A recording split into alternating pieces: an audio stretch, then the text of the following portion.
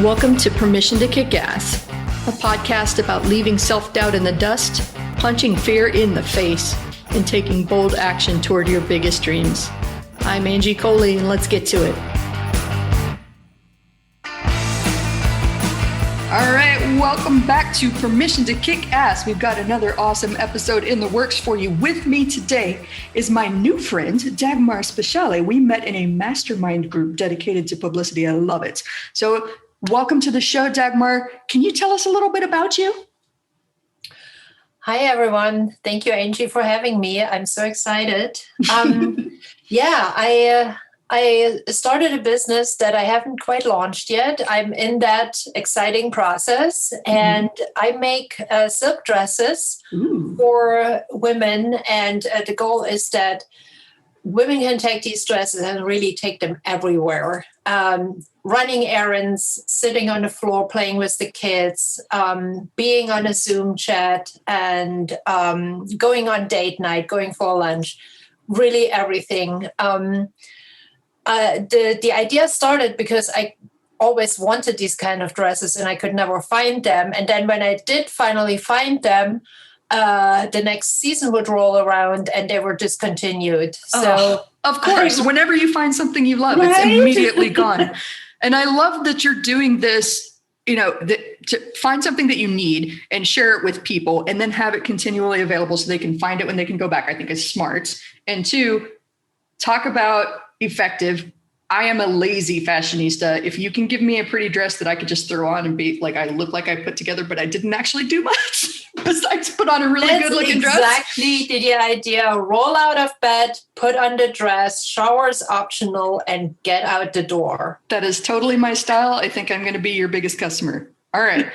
So tell me, you said you're on the beginning end of your business and you told me a little bit about what inspired you to do this. So let's talk a little bit about where you're at in this process. I saw that you had a website and it's super, super pretty, but let's talk about it.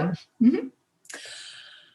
Yes, I have created a website. I've created a Facebook presence, Instagram feed, all of the usual suspects, and an email list that I love. And I'm literally weeks away from launching. It took me a long time to create the prototype. And I really wanted everything just right, the fit, the length, everything. And so now, what is the latest thing?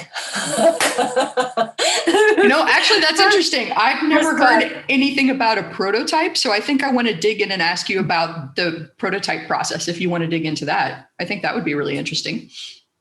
Yeah, I mean, I had an idea. I wanted to create a slip dress. And the thing with slip dresses is unless you really have a up and down straight body, it will kind of not hang right and actually makes you look shorter, especially in the back. It goes from the shoulder blades straight to the butt and doesn't follow that curve. So it took me several months to figure out how to make the dress follow that curve and really flow nicely. And because it hangs so nicely, it stretches you and elongates your body. And I was my own best fit model for that because I definitely don't have a stick figure. Me either. My body is one size smaller on top than it is on the bottom. And so it was quite challenging, but I solved that problem. And I just got the first sample back from the manufacturer and it looked beautiful. I thought they couldn't there's always a chance they can't repeat the process, but they did a great job. The price is okay. I can work with that. And I can offer it at an honest price. The thing is, I was just talking to a friend this morning. When you go to a big box store and you get 60% discount, they're still making money.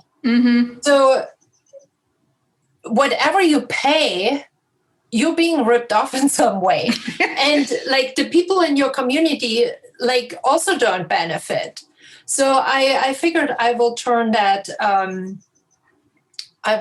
process around, and they need to offer these prices that are so much higher than their actual cost, because at the end of the season they will sit on inventory and they will need to sell at huge discounts. Mm-hmm. So we're going to turn that process around, and we're going to offer a pre-sale model where I present the styles, colorways, everything, and as much information about the fit as possible. And then people place their order, and at the end of a 1 or 2 week period, we're going to close that process off and start producing. So that way they have to wait a little bit, but they really only pay what it costs. Yeah, I think that's great. And so I have a background in marketing too. And that's, I think, the side of marketing that I hate, that pricing psychology and how it gets like super complicated, super fast. They do that shit on purpose. They do, like, they jack up the price and then they go, "Ooh, look, discount," where, they've run tests, and there's a reason that they do that, because putting in the retail stores, putting that straightforward price isn't nearly as appealing as, "Ooh, it's 20% off," Right. And then you never really know how much something costs or what the value of it is. And I think that there's a big movement toward transparency, like what you're advocating. This is a real price. It covers my cost. You're going to get something that's really high quality, really amazing, really good stuff. So I love that you're on this mission. Thank you. Yeah, it's super exciting. So we were talking a little bit before we got on here about this whole business building process. And there was one thing that I really wanted you to say again, because I loved it. And that was talking about your excitement in building this business, like what led you to do this. And I don't want to spoil it. Can you tell me what you said?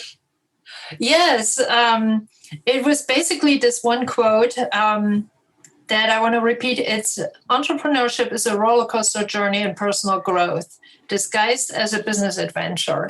And when somebody mentioned that to me, something really clicked, because I had been like, when I started out, I was like, oh my God, this is so exciting. Like, I get to do what I want. I get to do what I feel I'm here on this planet to do. And I get to help all these people solve this problem of never finding what they want. Why isn't everybody doing this? Right. And then I realized it sounds really simple, but all of a sudden, at every step of the way, all these limiting beliefs kick in and make us either abandon the mission or stall the process, and they are strong. Yes, or they make you play small. There was a concept that I heard a while back that I really love, and it sticks in my mind, and it's called playing not to lose versus playing to win. So like playing just to keep what you have and not actually trying to grow, versus putting yourself out there and taking a bigger risk and playing to win. And I think a lot of people, when they start a business, they kind of play from that small place. Like, I've only got a little bit to work with, so I want to keep this little safe, and I'm not really going to try big, bold, scary things. And I loved, that's why I was like kind of chuckling when I asked you to repeat that. I loved that line about like, oh my God, I get to do what I want when I want. I get to work with who I want to. Why isn't everybody doing this? I kind of had that approach to business too. Like, why isn't everybody doing this? And then you jump in with both feet and you're like, oh, well, that's hard. And I'm not saying that to intimidate anybody that's listening or say that this isn't worthwhile, because it totally, totally is. Hence this podcast.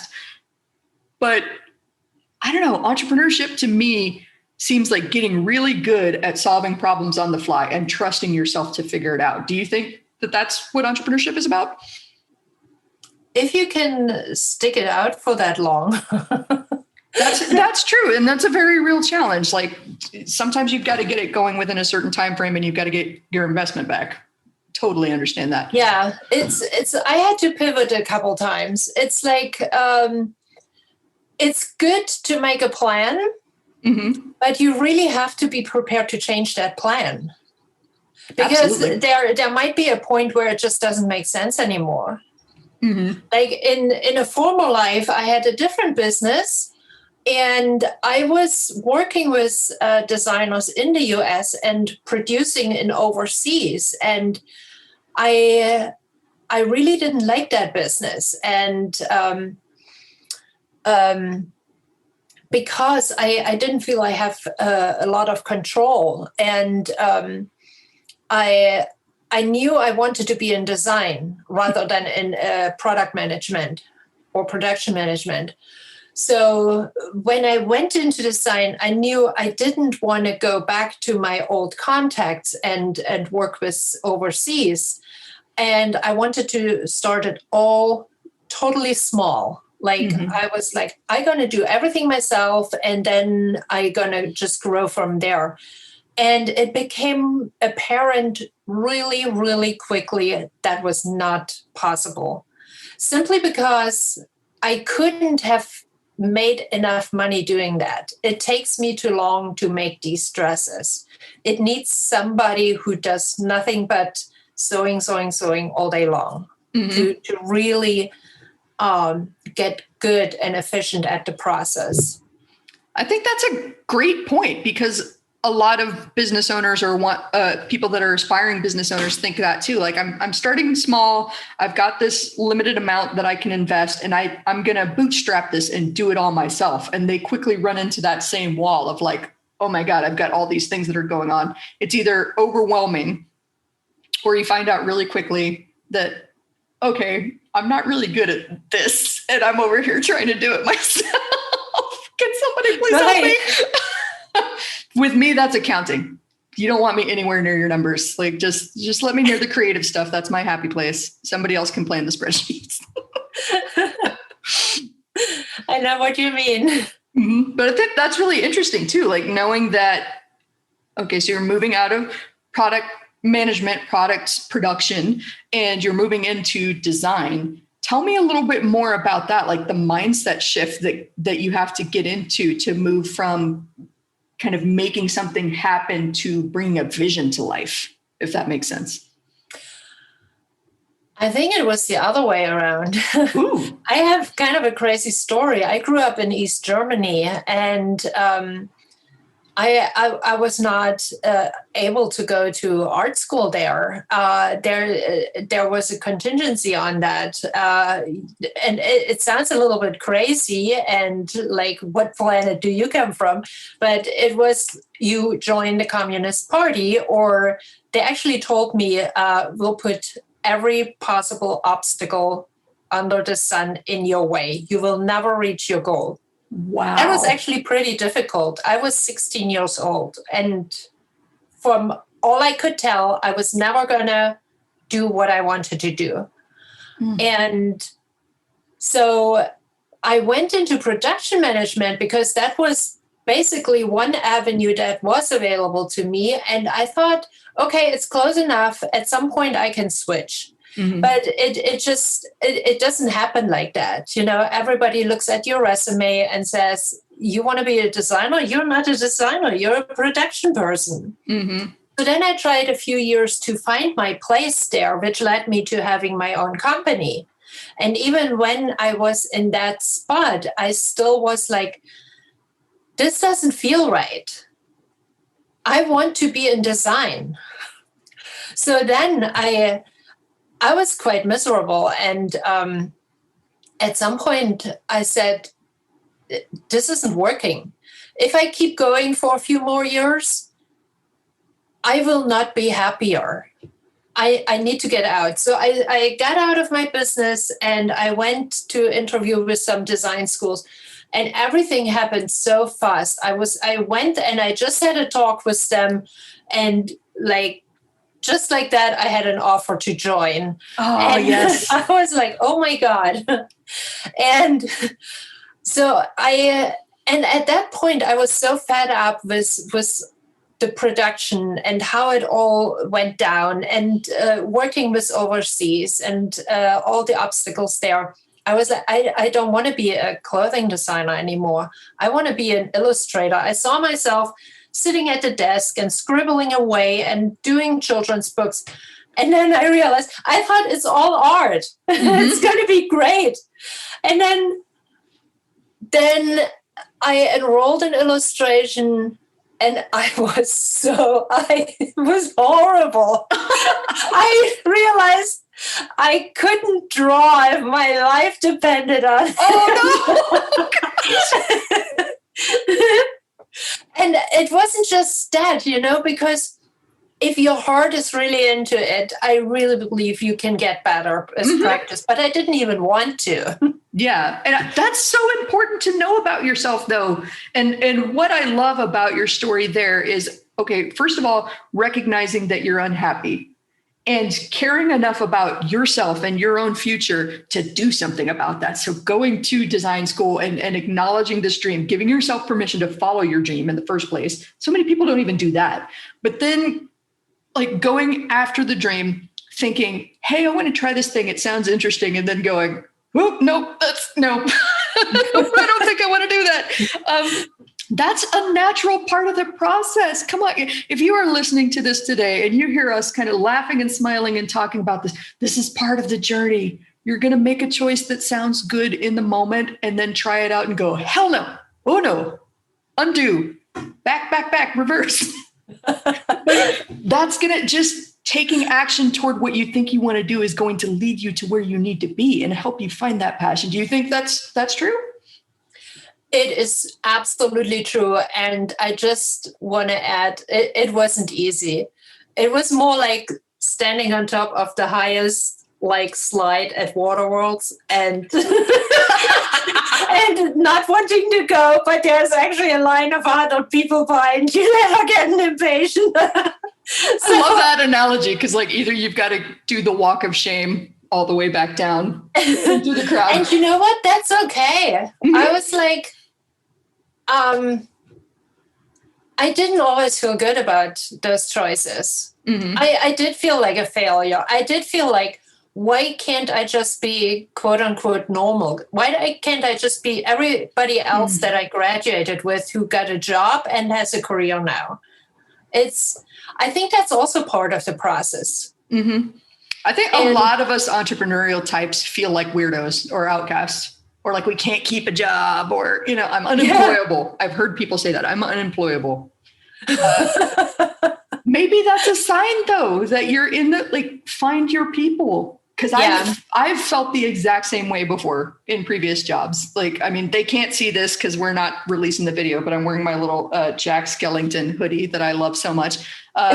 That I would wear to work all day, every day if people let me do that in the office, but they wouldn't let me, I never felt like I fit in like that. So I don't know, business became my way to be true to myself and also find where I fit, Is that the same for you, finding where you fit?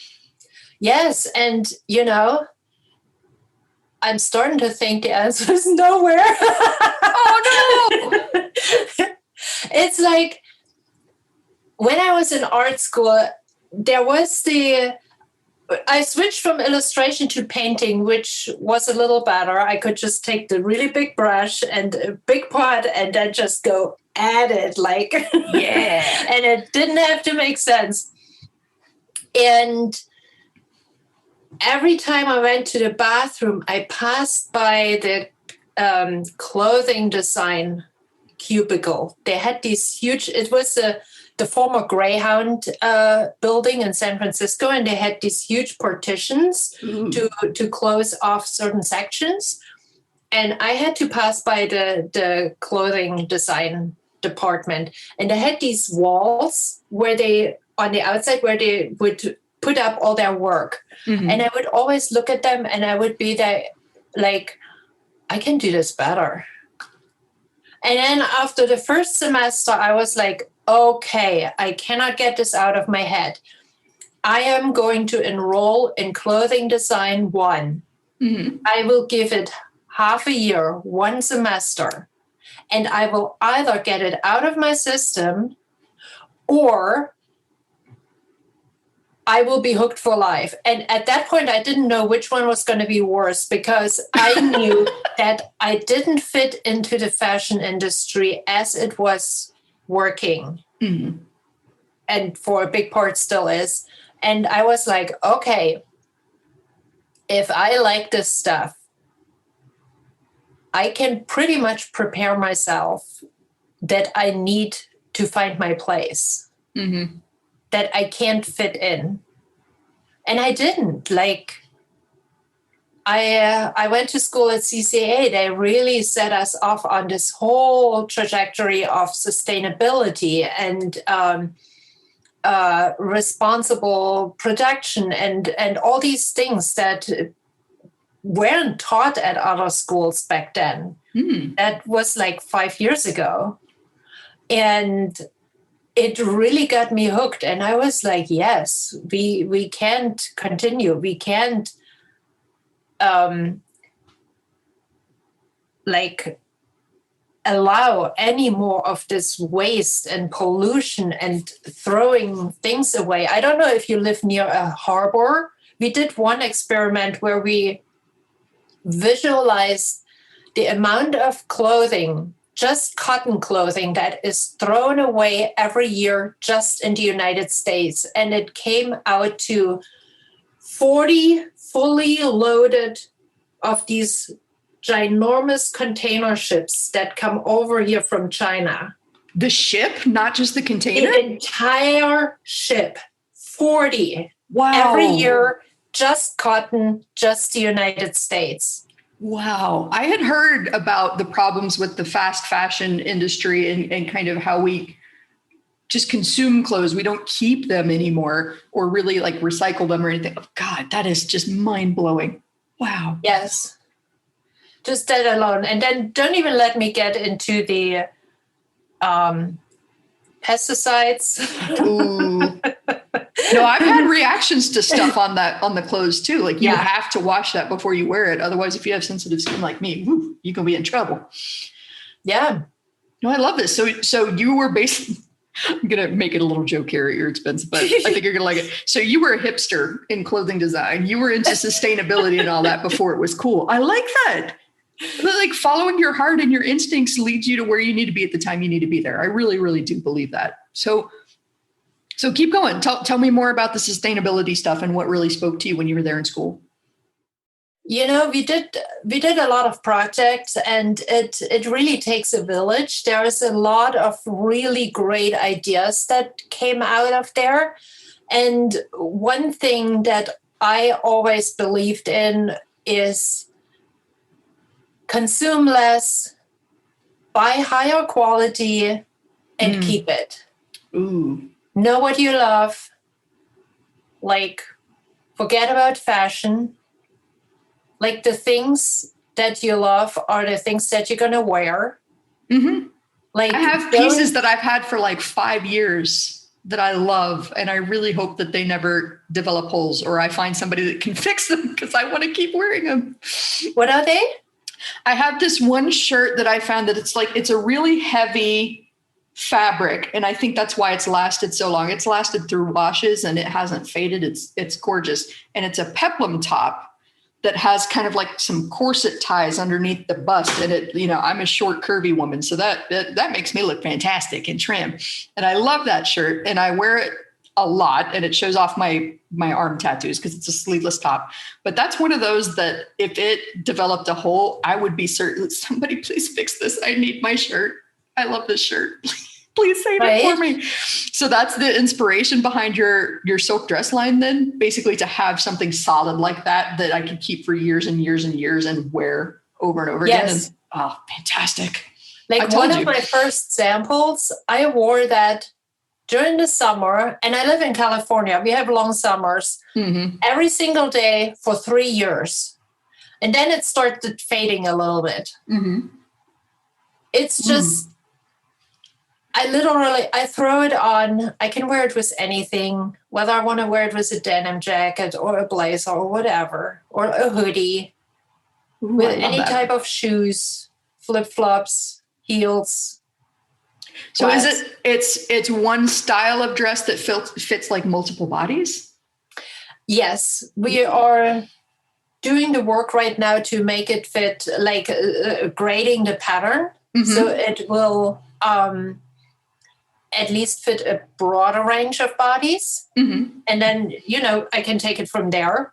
I really like that. And I think that's important too, because a lot of, short, curvy women like me, I've never felt like fashion was for me, because I just look at the tall, slender, rail thin people and go, that's not me. Y'all, you look good in that. You have fun with that. I'm going to be over here in my Jack Skellington hoodie.